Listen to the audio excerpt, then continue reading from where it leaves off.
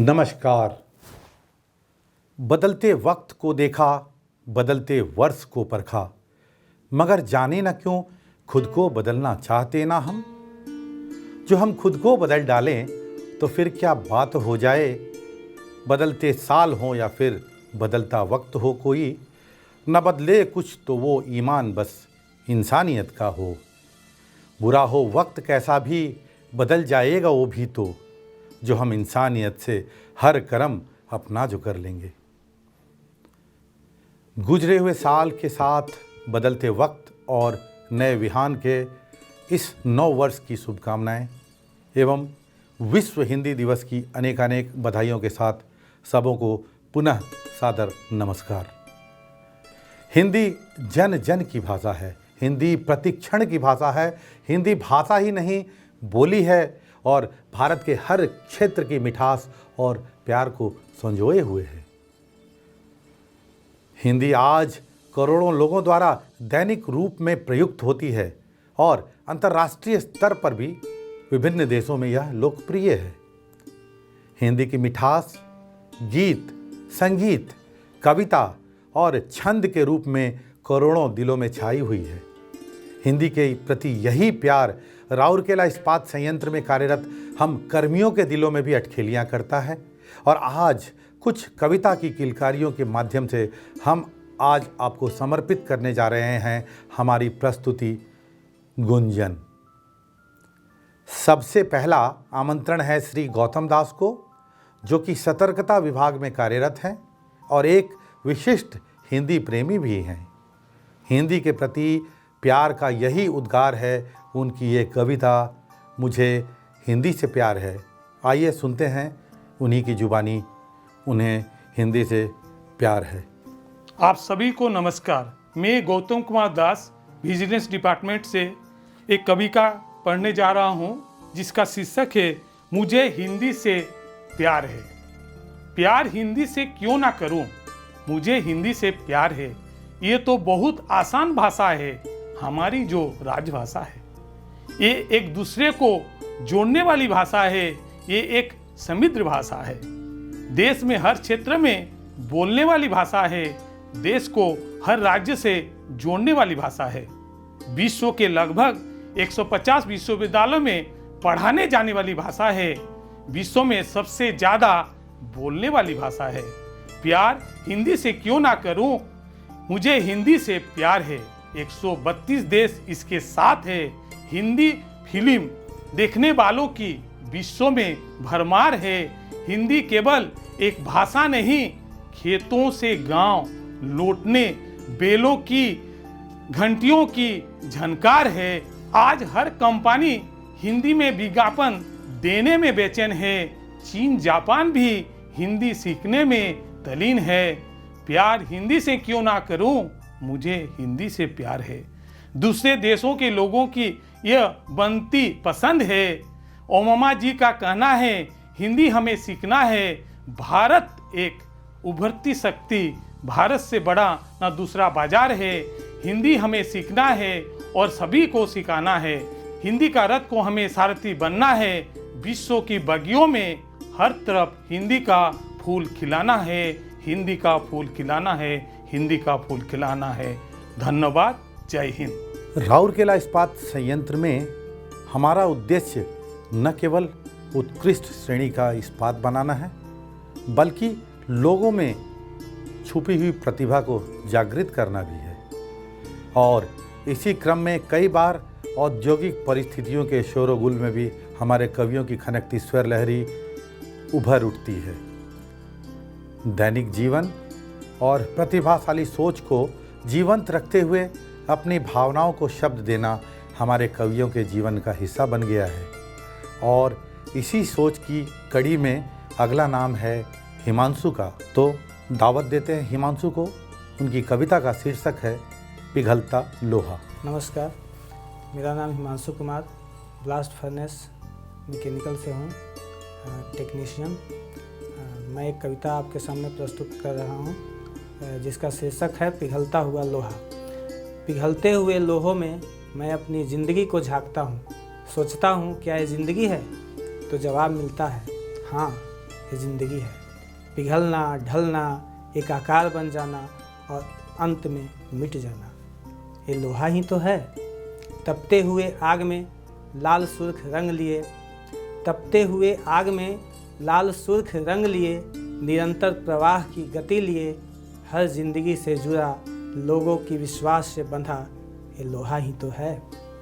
जिंदगी की सच्चाई भी यही है, जिंदगी की सच्चाई भी यही है।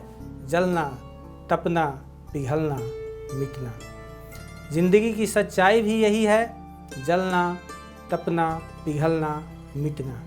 दर्द की आगोश से भरी है ज़िंदगी, दर्द की आगोश से भरी है ज़िंदगी, जरा पूछो उस पिघलते लोहों से। दर्द की आगोश में भरी है ज़िंदगी, जरा पूछो उस पिघलते लोहे से। तूने कितने दुख देखे, कितने दर्द सहे, इस दुख दर्द पे चलकर तो मिलती है नई ज़िंदगी। इस दुख दर्द पे चलकर तो मिलती है नई ज़िंदगी, ये लोहा ही तो है। सीखो, समझो और विचार करो, सीखो, समझो और विचार करो, नई आशा का विस्तार करो। हौसले को न खोने दो, हौसले को न खोने दो, जो भी कष्ट आए सहज स्वीकार करो। क्या तुमने नहीं देखा उसे, क्या तुमने नहीं देखा उसे, पिघलते हुए जो कितना कष्ट सहा, आगे बढ़ा। ये लोहा ही तो है, ये लोहा ही तो है।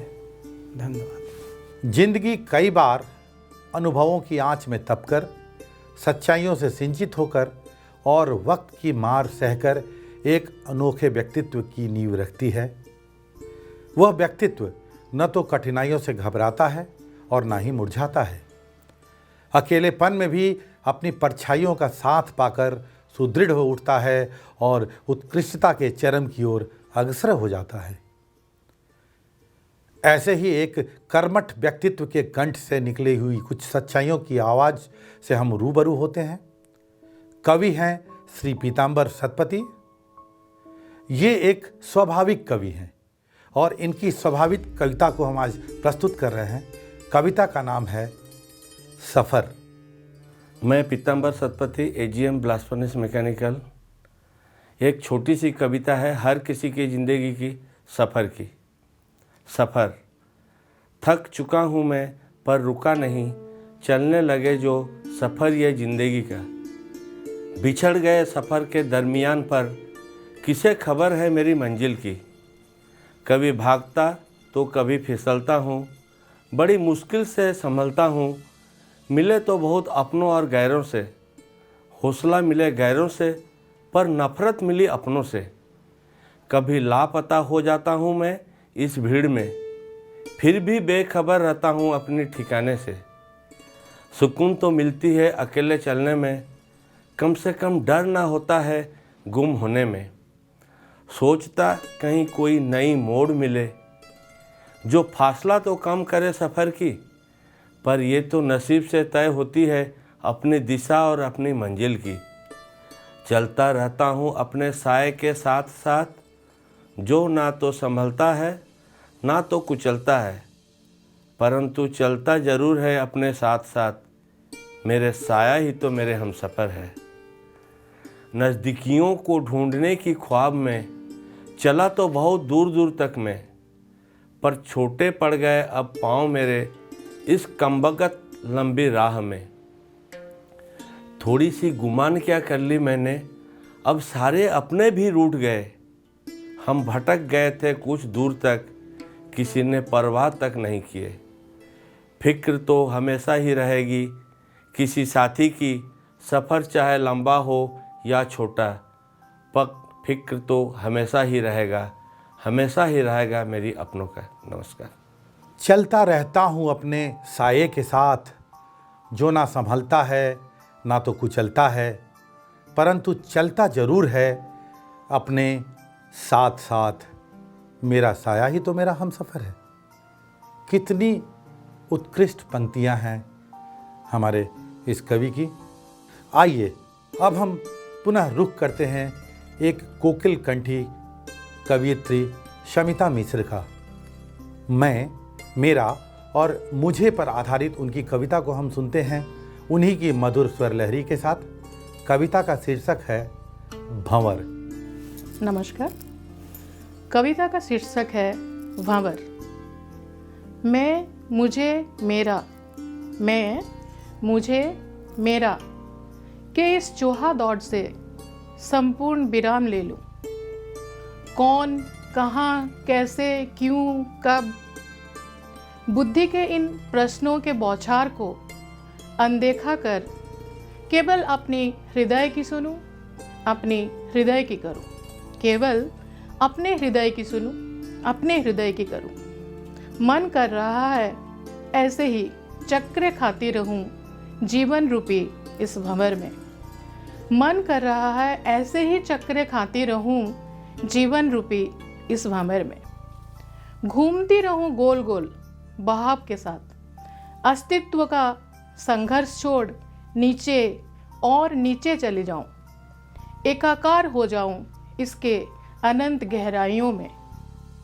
जीवन को अति निकट से देख लेने के बाद, जीवन को अति निकट से देख लेने के बाद निढाल थके हुए अपने तन मन को बिना शर्त इसके हवाले कर दूं। मन कर रहा है अब आनंद लूं इसके गिरते पड़ते लहरों का।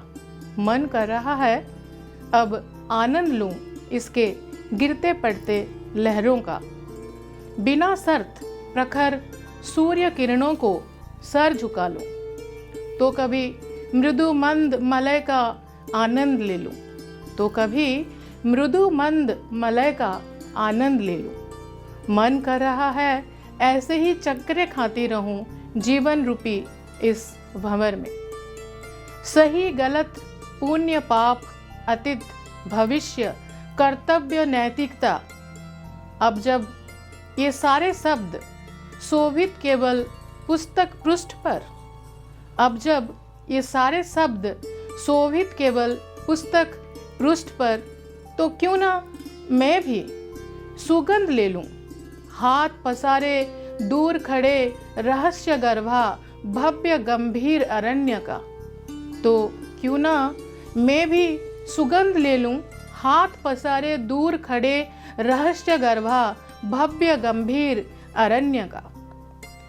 चाहे ये तूफान आने का आभास हो, या हो जल प्रलय, या हो ज्वालामुखी का विस्फोट आने का संदेश, जांचने परखने का आग्रह समय या धैर्य पीछे छूट चुके हैं कहीं। जांचने परखने का आग्रह समय या धैर्य पीछे छूट चुके हैं कहीं। जीवन को अति निकट से देख लेने के बाद, जीवन को अति निकट से देख लेने के बाद मन कर रहा है ऐसे ही चक्कर खाती रहूं जीवन रूपी इस भंवर में। नीचे और नीचे चली जाऊं, एकाकार हो जाऊं इसके अनंत गहराइयों में। धन्यवाद।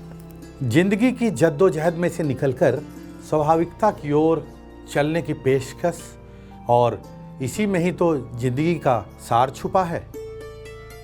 कविताओं की कड़ी में एक संगीतमय प्रस्तुति के लिए अब हम आमंत्रित करते हैं मोहम्मद इरशाद को, जो कि अपनी सजीव शैली में अपने कार्यों के निष्पादन की अपनी प्रतिबद्धता का पुनरावाहन कर रहे हैं। नमस्कार, मैं ERW पाइपलाइन से मोहम्मद इरशाद।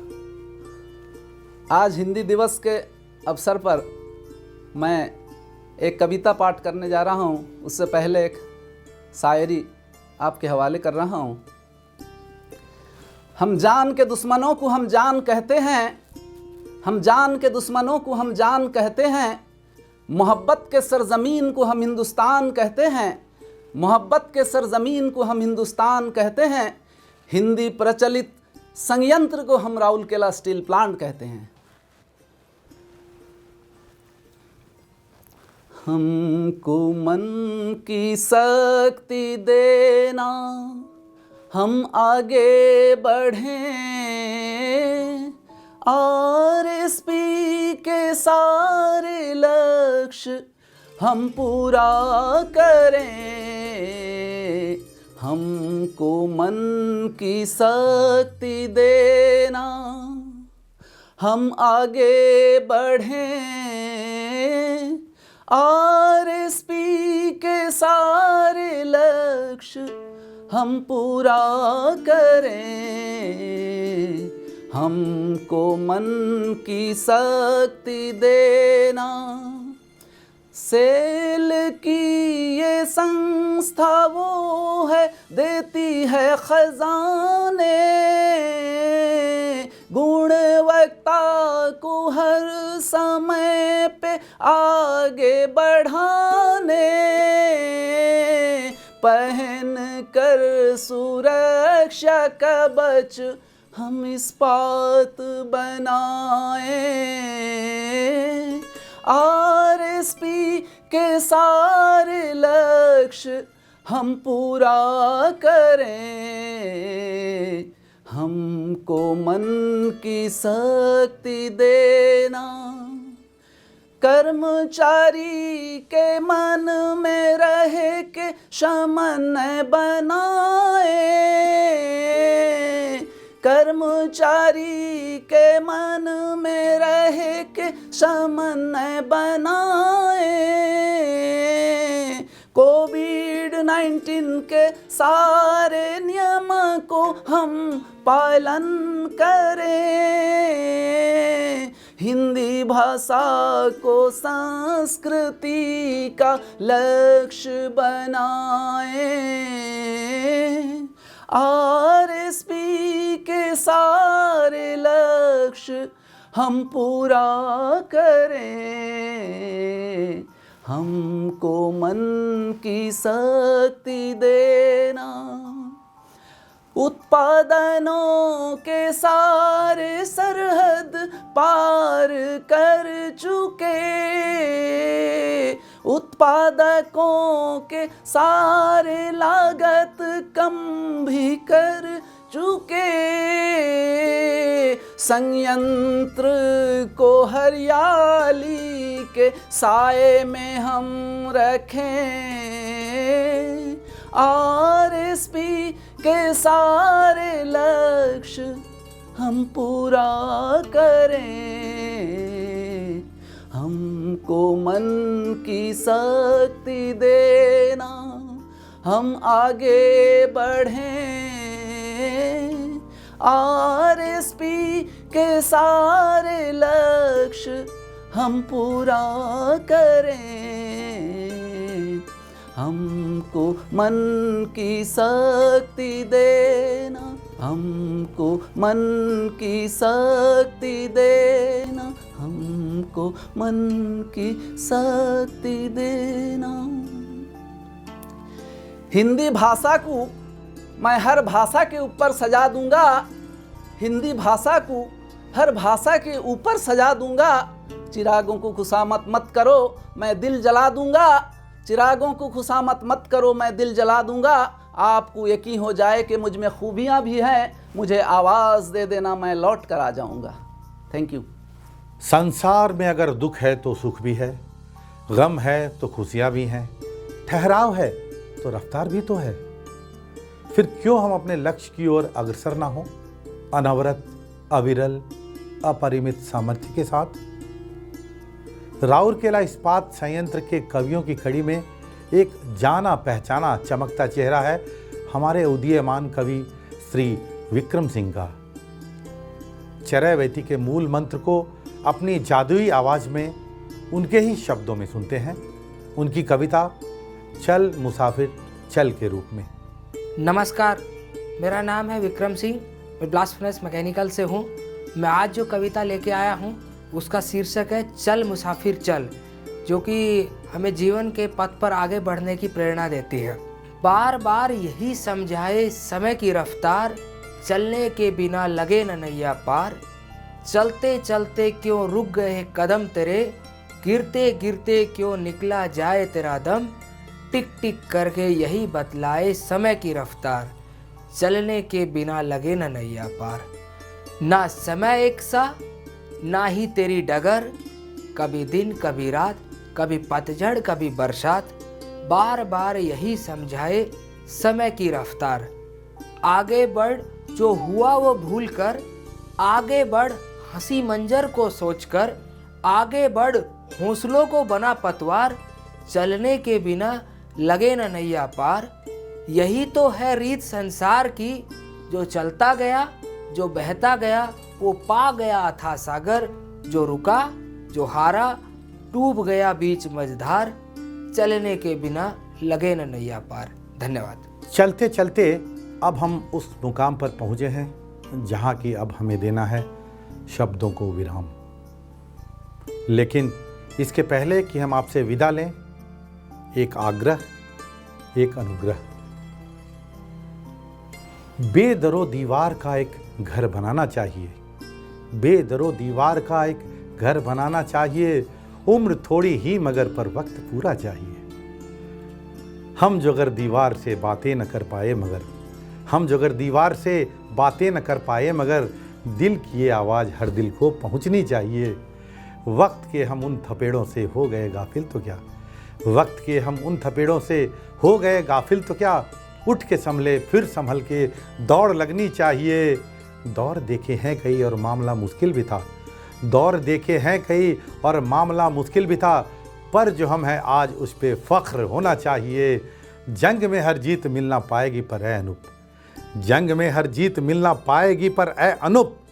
हार के भी जीत के दिल जश्न मनाना चाहिए, हार के भी जीत के दिल जश्न मनाना चाहिए, हार के भी जीत के दिल जश्न मनाना चाहिए। धन्यवाद। और गुंजन की इस प्रतिध्वनि को आज के लिए पूर्ण विराम। फिर से बहुत बहुत धन्यवाद।